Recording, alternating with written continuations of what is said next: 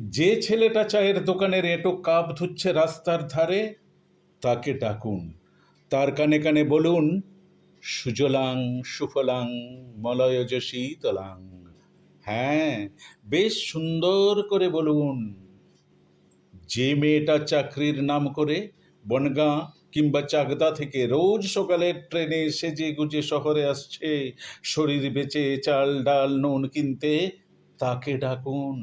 তার কানে কানে সুরেলা কণ্ঠে বলুন, সার্থক জনম আমার, জন্মেছি এই দেশে। যে ছেলেটি লটারির টিকিট নিয়ে দরজায় দরজায় ঘুরছে আর বলছে, বিশ্বাস করুন আমি ভদ্রলোক, আজ 10 বছর হলো আমার কারখানা বন্ধ, লক আউট, তাকে ডাকুন। তার কানে কানে বলুন, বলো বলো বলো সবে, শত বিনা বেনু রবে, ভারত আবার জগত সভায় শ্রেষ্ঠ আসন লবে।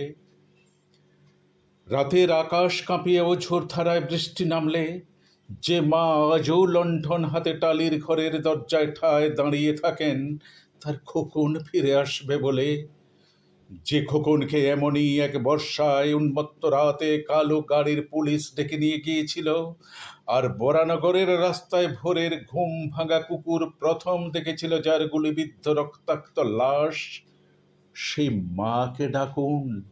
তার কানে কানে বলুন, হাম বুলবুলি है इसकी, ये गुलिस्त हमारा, सारे जहां से अच्छा হিন্দুস্তান হামারা।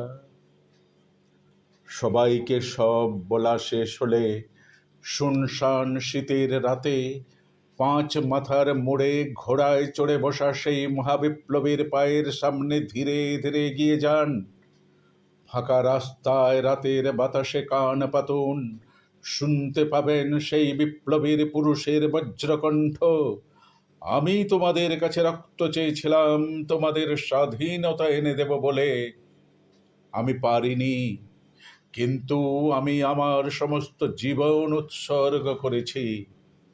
আর তোমরা তোমরা